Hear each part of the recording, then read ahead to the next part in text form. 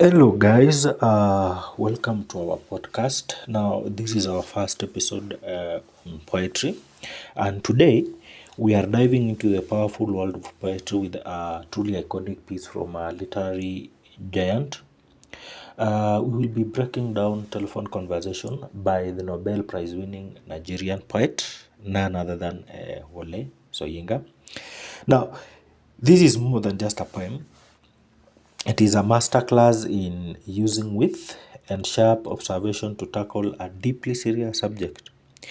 We will follow the tense, the humorous, and ultimately infuriating phone call between a man looking for an apartment and a prejudiced landlady. Now, over the next few minutes, we'll go through this remarkable poem line by line, unpacking its hidden meaning and explore how it remains just as relevant today as it was when it was written.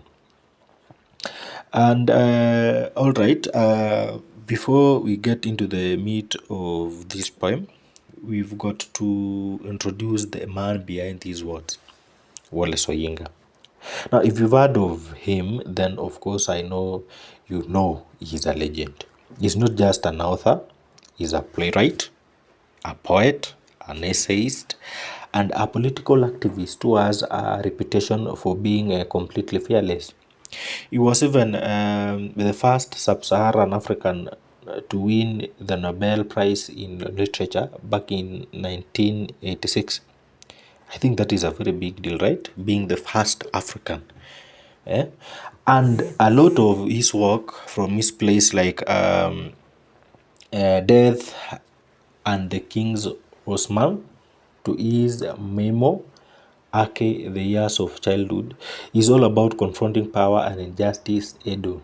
He's the kind of guy who uses his pen like a sword, and this poem is a perfect example of his wit and intellectual firepower. It is also very important for us to look at the setting and the cast. Now, for the setting of this little drama, the scene is London in the early 1960s. This isn't just some random city. It is a place buzzing with post-colonial tension.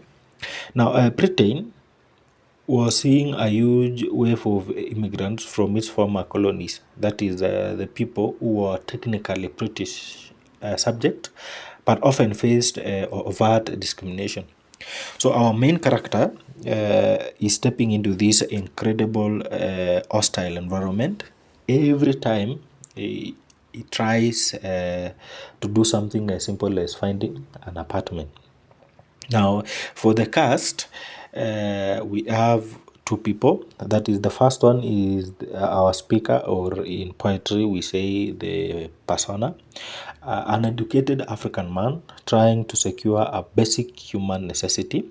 And then we have the voice on the other hand, that is the landlady. She's not some cartoon villain, she's worse. She's the polite button up. I am a respectable lady with a long cigarette holder type whose prejudice is hidden just beneath the surface. It's all good breeding until our true colors literally show. And finally, we can also talk about the title, that is Telephone Conversation.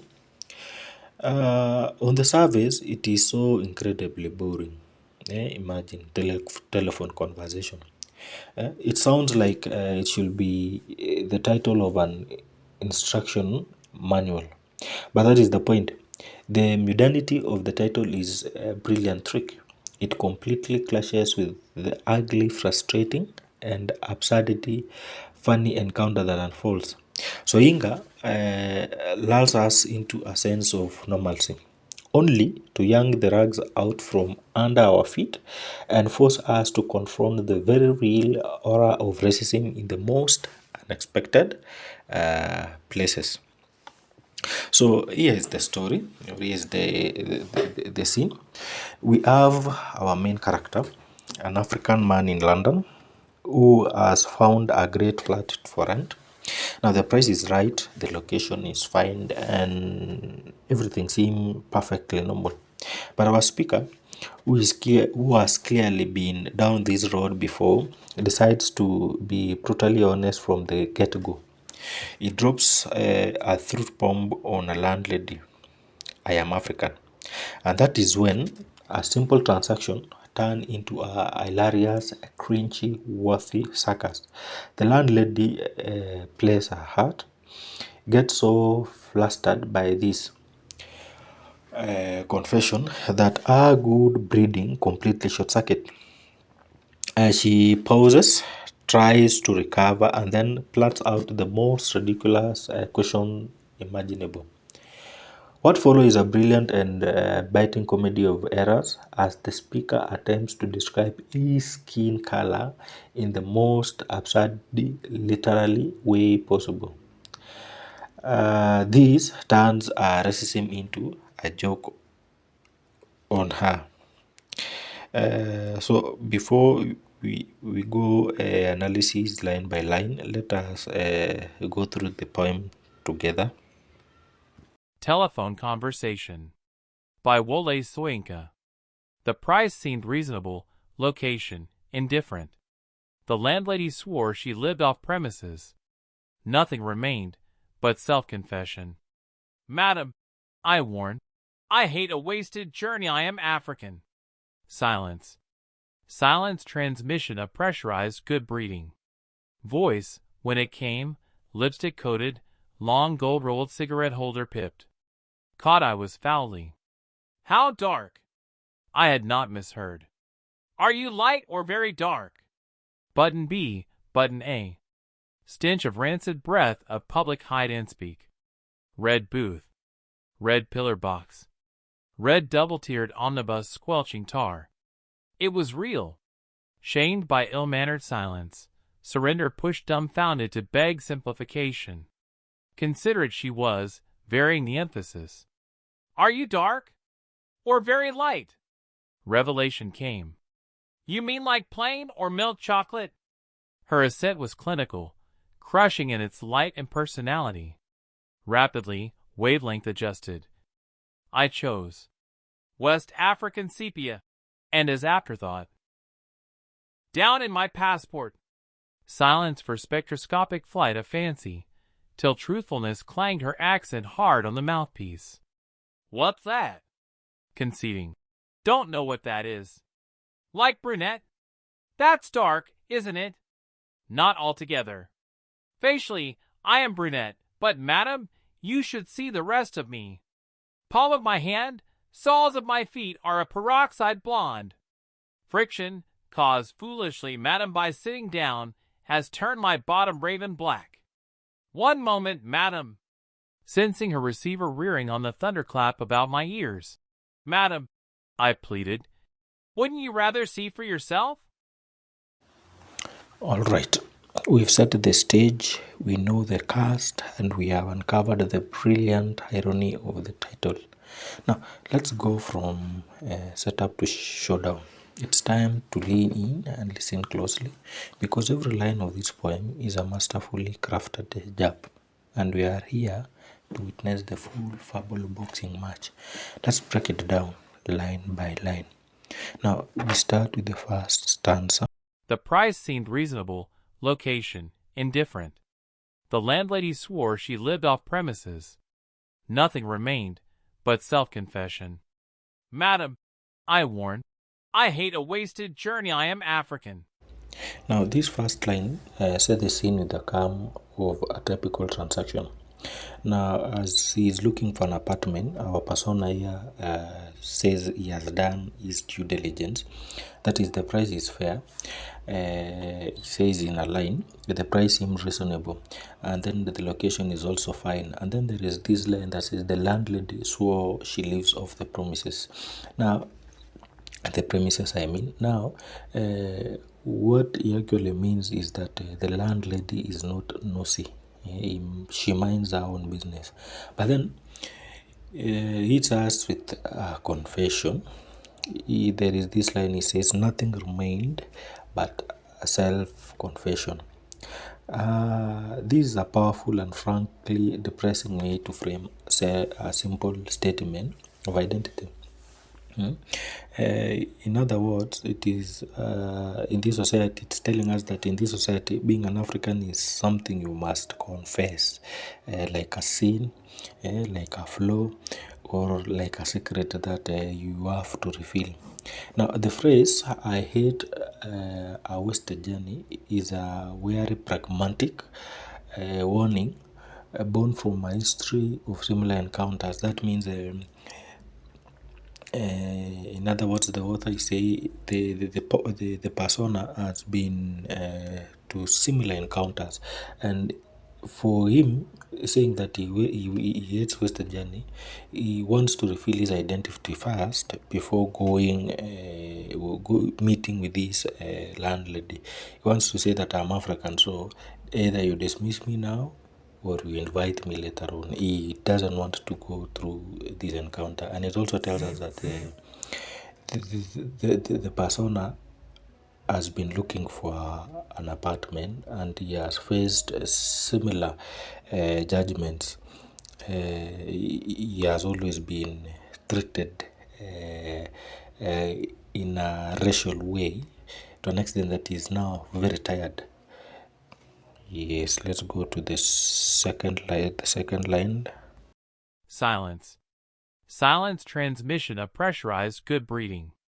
Voice, when it came, lipstick coated, long gold rolled cigarette holder pipped. Caught I was foully. How dark? I had not misheard. Are you light or very dark? Now, in this second part of this poem, we go to a part where we have silence. Now, silence to what? Now, if you check properly, the landlady is silent. That is, she is shocked by the confession. Remember, she has a good breeding. That is in quotes, good breeding. So when someone comes straight forward and says that I'm African, she's shocked, and she now recovers slowly. That our politeness, our fake politeness, I mean, short circuits. The description of our voice, like for example, lipsticks, coated, long gold rolled, cigarette holder, piped. This one paints an innocent picture of a woman whose entire persona is carefully constructed in disguise. That is it paints this picture of the landlady being someone who is hypocritical, someone who is pretentious. She pretends to be polite, but in the real sense, she is not. Now, because in the next line, there is this part she asks, "How dark?" Yes, now she doesn't even hide it anymore. She's shocked to an extent she doesn't even hide it anymore. She says, "How dark." It's a moment of pure and ugly. Through that shatters our fake politeness. Now, there is this internal thought of the speaker saying that I had not measured. It is a perfect capture or a shock that our persona has, that his humanity has been reduced to a question of pigment.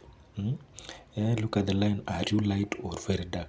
That is it. So it actually painting the picture of real racism, though some may pretend, for example, a landlady may pretend not to be racist, but in the real sense, they are hiding it, like the way some people hide their real face using makeup. Button B, button A. Stench of rancid breath of public hide-and-speak. Red booth. Red pillar box. Red double-tiered omnibus squelching tar. It was real. The third section, button B, button A. And now, if you have ever used these payphones, traditionally they were telecom. So if you have ever used them, when you are putting a coin, there is this noise, that is the click clack noise that comes. So this is the button B, But on A, uh, this has been used in this line to contrast with the moral corruption in the air.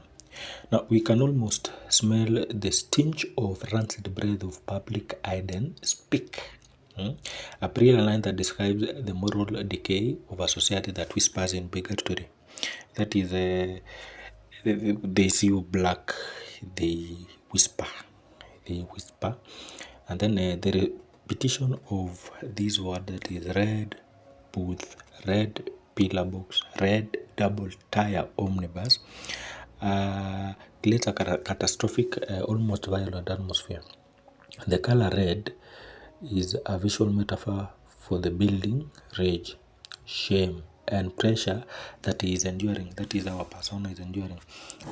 Everything, in short, around him makes him look guilty. In other words, he feels like he's guilty for being a black person or an African.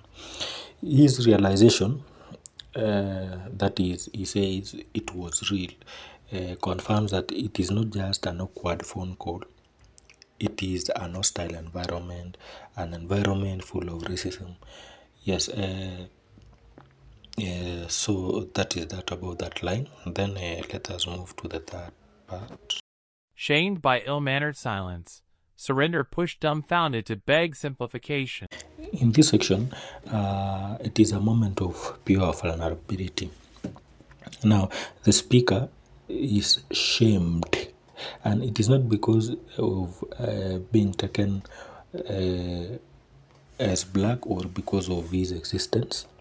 It is because of the landlady's blatant rudeness. Our ill-mannered silence is so baffling that is pushed dumbfounded to beg simplification. In other words, he is asking to please be more transparent with her prejudice so he can understand it. That is, in other words, stop beating about the bush, go straight to the point so that we can understand each other. So that is this section. Considerate she was, varying the emphasis. Are you dark? Or very light? Revelation came. You mean like plain or milk chocolate? Now, the landlady's consideration, that is in brackets, is a flimsy, pathetic joke because she simply flips the words around and then asks the same offensive question. She does not change. And this one gives the speaker a moment of realization. He says, revelation came. That means in his plan, he decides to meet our absurdity with his own and brilliant ask if she means if it is plain or milk chocolate. That is, if his color is plain or same as milk chocolate. It is a flawless piece of satire that exposes our prejudice for what it truly is, a childish and ridiculously oversimplified way of seeing people. Her assent was clinical, crushing in its light and personality.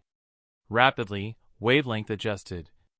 I chose West African sepia, and as afterthought, down in my passport. Now, this line, it starts with our accent was clinical, crushing in its light impartiality. Now, that line alone confirms to us that she is actually comparing a human being to a chocolate. Now, this lack of emotion is chilling. So, the speaker recognizing our mind is called a mechanical device. He also changed. That's why we have this line rapidly wavelength adjusted. So, he also changes so that they can be on the same line. That is, they can be on the same bar.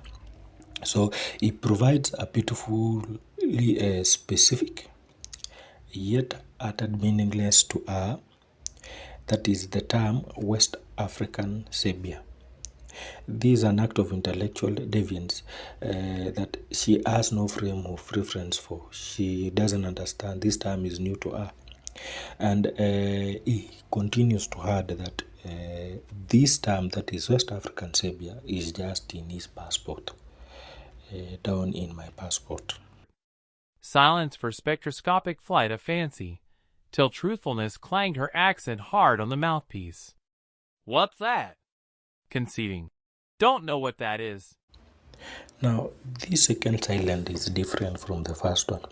Now, this one, it is the landlady trying to process this new concept, that is, being an West African savior. She's trying to understand, so that's why we have this word, spectroscopic flight of fancy. Now, it is a hilarious image of her tiny mind trying to analyze this complex color. And when her ignorance finally takes over, she reverts to her true uneducated self. In fact, she introduced her accent that clinged hard on the mouthpiece, that was very clear to the persona. And she admits that she doesn't know what the person is talking about. That is, don't know what that is. This one is the punchline. It shows it in a way it tries to ample her and elevates our the persona. Like brunette? That's dark, isn't it? Not altogether. Facially, I am brunette, but madam, you should see the rest of me. Palm of my hand, soles of my feet are a peroxide blonde. Friction, caused foolishly, madam, by sitting down, has turned my bottom raven black. One moment, madam. Sensing her receiver rearing on the thunderclap about my ears. Madam, I pleaded, wouldn't you rather see for yourself? Now, this is the last section of our poem. The speaker is trying to give more explanation of his color. Now, in the final stanza, he goes for the knockout. That is, he abandons the intellectual fight and decides to mock her with a pure satirical absurdity. He says his face is brunette and then launches into a fantastically ridiculous and completely made up description of his other body parts. The peroxide blonde palms and the ravine black bottom are not to be taken literally. They are a hilarious mockery of our need to categorize him. In other words, he is telling her that reducing him to a single color is pointless. That is, if she wants to reduce him to a simple color, then she has to understand all the colors that he has.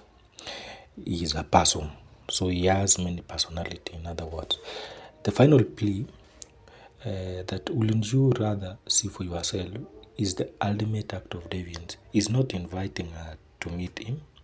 He's challenging her to confront her own prejudice head on.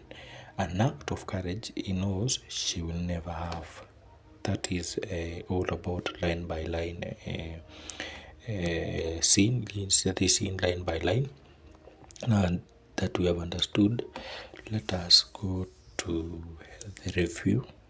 Before we sign off from this beautiful poem, let us look at the big picture. Now, for example, someone may ask, why does this poem written decades ago remain just as powerful and relevant today? Now, my response to that will be one, it's because of its central themes, so that is racism, dehumanization, and identity. Now, at its core, Telephone Conversation is a sarcastic critique of racism. It masterfully exposes the prejudice that reduces a person to a single illogical quality, that is the color of their skin. The landlady's question, how dark and are you light or very dark, dehumanizes the speaker, stripping away his character and reducing his existence to a simple binary classification. Now, the poem also explores the speaker's struggle with identity. The landlady's question forces him to confront how he is perceived by others, and his attempts to answer it with the phrases like West African Sabian, brunette, highlight the absurdity of trying to fit a complex human identity into a limited racialized framework. So he is forced to perform an act of self-classification that is both dehumanizing and very impossible. Another thing that makes this poem relevant is the power of dialogue and tone. Now, throughout the poem, we have the conversation between our speaker, that is our persona, the African guy looking for an apartment, and the landlady, that is throughout the entire poem. So that means the poem's power lies in its conversational structure. The polite, the poem starts with a polite, impartial transaction. But then, as it goes on, it quickly descends into a tense, racially charging interrogation. Now, the landlady's tone, uh, that is a pressured good breeding, is a concealment of a politeness that barely conceals our prejudice. What our true motive is, when our true motive is revealed, our voice clinical, that is, it has been described as clinical, crushing, and then it ultimately thunderclaps. This change in a tone reveals how thin the veneer of civility is when confronted with our own biases. Now, on the other side, on the speaker side, um, the speaker initially is direct and honest, warning that is warning the landlady that is African, and he does that because he says he ate wasted journey. So when the interrogation begins, his tone shifts. His initial shock, that is, I had not measured, gives way to a frustrated, bewildered attempt to beg simplification. By the end, he employs a brilliant satire and sarcasm, which becomes his weapon to reclaim his dignity. Now, since I've mentioned satire, that is another thing that makes this poem powerful and relevant today. That is satire and imagery, that is as tools of resistance. Now, Soyinka uses satire and vivid imagery to turn the power of dynamics into on its head. The speaker's final over-the-top description of his body, that is with peroxide blonde, palm and a revealed black bottom, are not a literal description. They are hilarious and bitter mockery of the landlady's obsession with a person's physical color. He uses our own narrow-minded logic to expose its foolishness, essentially saying, if you are going to see me as a series of colors, let's get into preposterous specific details. Now, the poem's color imagery is also crucial. Now, for example, we have the red booth, red billboards, red double-tired omnibus, squealing tar. This one creates a suffocating atmosphere. The color red symbolizes shame, anger, and the simmering tension of the moment, showing how this seemingly private telephone conversation is a microcosm of a much larger public issue. Remember, at this line, I had explained that red bottom, red billboards, it all shows that this is not only the landlady being racial, it is something that is in the atmosphere. There was also another term that was used, stinging, somewhat like stinging. I don't remember clearly. Let me see in the line. Red, omnibus.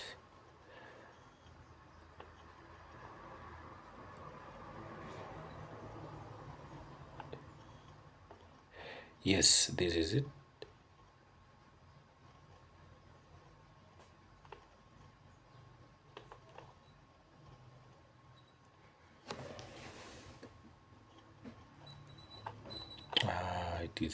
I can't see it, so that is that. Then we can move on. I can't see it, so we can move on.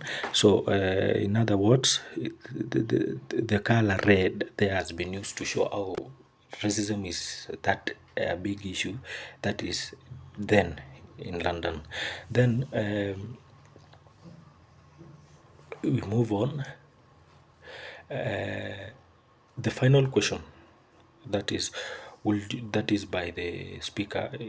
He tells the landlady, "Would you rather see for yourself?" Is the ultimate act of deviance. Now, the speaker takes back control of the conversation, challenging the landlady to confront her own prejudice face to face. Now, Soyinka, that is, the brilliance of Soyinka lies in his refusal to engage in the predictable victim narrative, but instead he uses the tools of satire and irony to dismantle racism from the inside out. And I believe we all understand the term satire and irony. Now, it doesn't just show us that the landlady is prejudiced. It shows us that our prejudice is absurd and illogical. By asking him to classify himself using his skin color, she opens the door for his final, devastatingly witty response. He turns her own absurd logic against her, exposing it as nothing more than a foolish, arbitrary scale. Now, this poem is a masterclass in resistance through language. It takes a deeply humiliating and humanizing encounter and transforms it into a moment of deviant victory. Now, the speaker refuses to be reduced to a single color. His skin is not just brunette or dark. It is a complex spectrum of a personal map that include peroxide blonde, palm, and a ravine black bottom. It is his way of saying, "You want to judge me by my color? Fine. Then you'll have to deal with all of my colors because I am a whole complex human being." Uh, to say telephone conversation remind us that racism is not just about overt acts of aggression. It is also found in the casual, well-mannered judgments that reduces people to simple categories. It teaches us that the most powerful response to such small-mindedness can often be found in a bold, clever, and uncompromising phrases. So this is the best poem that Soyinka had, and it is not just about the color of our skin. In short, it is also about how we classify people, and how, if you are a victim of this classification, it gives us an hint on how we can easily get away with it, or we can turn to be victorious at the end of it. And on that note, we've come to the end of our episode. We've gone through the poem from start to finish. So allow me to leave you with a thought. What do you think, or what do you feel is the most powerful message Soyinka delivers with that final deviant line? That is the line. The line is, "Madam, I bleeded. Will you rather see for yourself?" So, what do you think about that? Yes, so having said that, thank you very much for being part of this. And before I sign off, let me know what you think. If you have any question or any addition, leave it in the comment section. And then I promise next time, before we go to episode 2 of our poetry, we will, or I will personally answer those questions if I'm capable of answering them. Thank you very much.